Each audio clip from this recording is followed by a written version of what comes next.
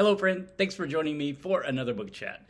Today, let's spend some time with Ivanhoe by Sir Walter Scott. This book was originally published back in 1819.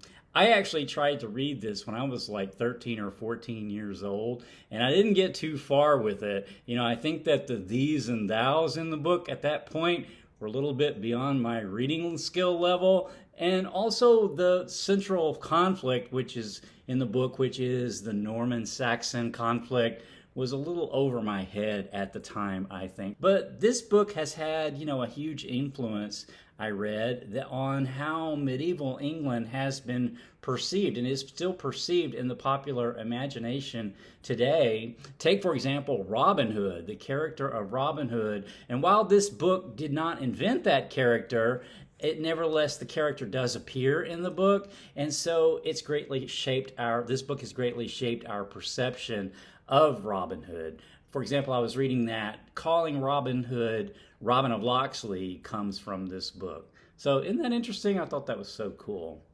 Nevertheless, so I wanted to give this book a read just because it's so famous, and I had tried to read it as a youngster and didn't get too far with it. So I gave it another go, and I had a lot of fun with it this time and enjoyed it quite a bit. So what's it about, though? I mentioned the book was written in 1819, but it's set in like 1190s England, so medieval England. So in a sense, then, it is a historical fiction. The book contains some characters that are real-life characters. For example, King Richard the Lionheart, and then other characters in the book are from fiction or myth, like Robin Hood I mentioned. So the book immediately immerses us into this world, and we are immediately in a banquet hall of Sir Cedric. So Sir Cedric is a Saxon lord, and we learn right away about this conflict between the Saxons and the Normans. So you may remember the Normans had conquered England in 1066, and so the ruling aristocracy at that time were all Norman. So the King of England at the time is Richard the Lionheart, who is a Norman. However, this is the time after, I believe it's the Third Crusade, where King Richard hasn't returned from the Third Crusade because he's being held captive, if I remember right, in Austria. So ruling in his place is his brother, Prince John, who's not portrayed too sympathetically in the book. But anyway, Sir Cedric, so we're at this banquet hall. So Sir Cedric has a ward as well, the beautiful Lady Rowena, and Sir Cedric is determined to have her marry the powerful Saxon lord Ethelstane. So Sir Cedric harbors this hope that the Saxon nobility will once again dominate England and rule the throne of England. And Ethelstane is actually a descendant of, I think, the last Saxon king. So this though has caused him to disinherit his son, Sir Wilfrid of Ivanhoe, our main character.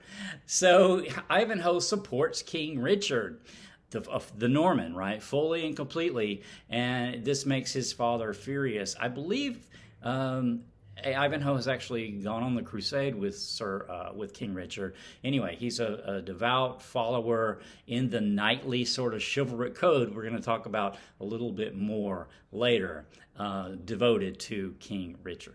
So the Saxons feel, though, that they're made second-class citizens in their country by the Normans, as the Normans see them as culturally inferior. And this is really illustrated in the book. The Normans are portrayed as sort of being culturally and linguistically and just all sorts of ways, superior to the Saxon culture, which is considered more primitive, more vulgar, more barbarous kind of.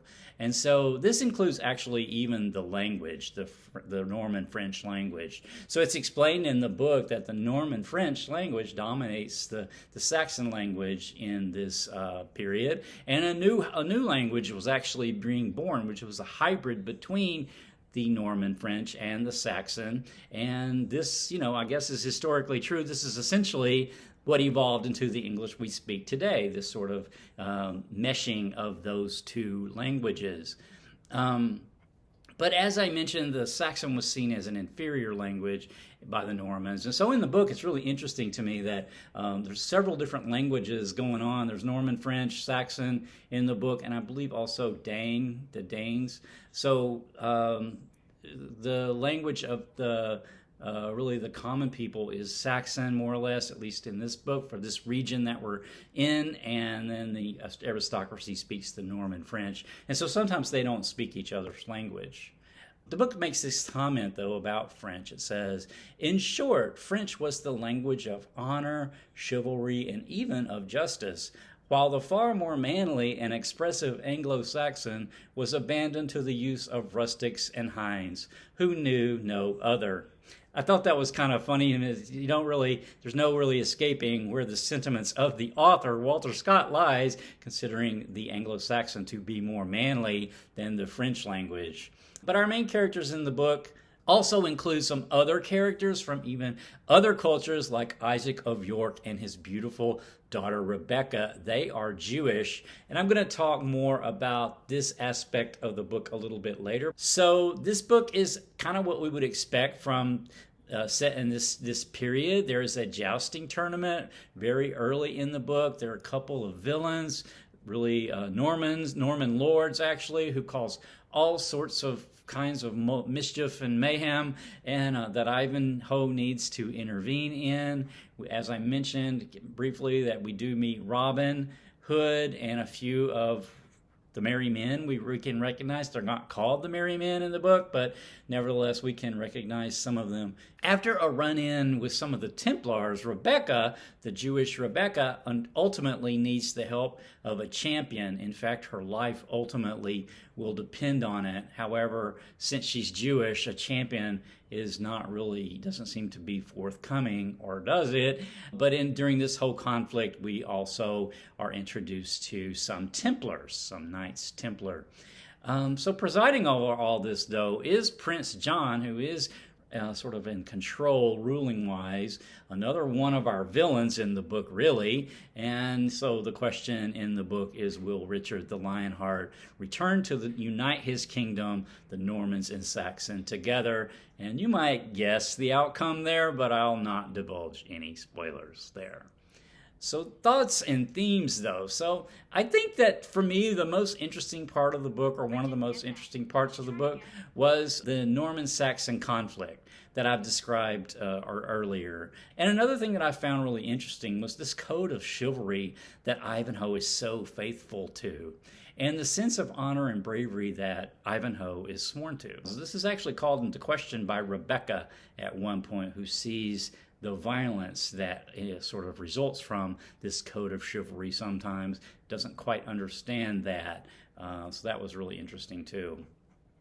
But not all the knights in the book do act with honor. As I mentioned earlier, Rebecca runs afoul of some Knights Templar, and they do not behave with honor, especially not towards Rebecca.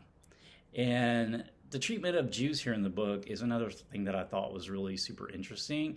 I thought the book did a good job, really, of showing just how precarious the life of the Jewish people was during this period. There's a quote here that sort of illustrates that. It says, upon the slightest and most unreasonable pretenses, as well as upon accusations the most absurd and groundless, their persons and property were exposed to every turn of popular fury.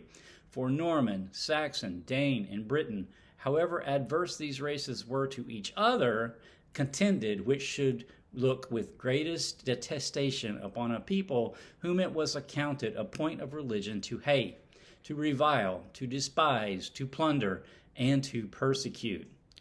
So to me, that was, it's really well, I think, illustrated in the book, just how precarious a Jewish person's life could be in this period, because all the other cultural groups, Norman, Saxon, Dane, and Britain, all united sort of in this persecution of Jewish people as outsiders due to the fact that they were not Christians, whereas these other cultures were all united in their religion. So the Rebecca character's problems didn't just stop with the Templars, though. She had other problems too. In fact, the other big problem she had was that she was a woman. So women here was another fascinating sort of treatment that I saw in the book, because I was expecting really the book to just show sort of the damsel in distress that I think of from the medieval period and chivalry and the knights and things, but it was really a little more complicated than that. Rebecca she actually attracts the wrong kind of attention from one of our Norman villains and ultimately gets abducted and etc. I won't go into spoilers of what happens there, but it's a very precarious situation for her just because she was basically powerless. She was powerless not only because she was a woman, but because she was a Jewish woman. She had sort of a double jeopardy there, double danger. And then the Lady Rowena also, she didn't really want to marry Athelstane, but it was looking like she was going to be put into this political marriage against her will. And then the book actually shows us another female character whose family had been overrun in the years prior by some of the French aristocracy. She was from a Saxon family, and she had basically been kept in this house as this lord's plaything and prisoner because no one was there to protect her after her kin were all killed. And so, again, the precarious situation that women could face at this time, illustrated in this book from 1819, didn't really expect to see that coming. So back to Rebecca, though, and this one of our Norman villains, she calls him out about he's supposed to be a Christian and supposed to behave in this certain way, which they persecute her people for because they're Christians and her people are not. But she says to him at one point, I envy thee not thy faith, which is ever in thy mouth, but never in thy heart or in thy practice. Yeah, they talk about their religion, but they're not living their supposed values, Christian values. And I thought that was a pretty good takedown by Rebecca to this guy.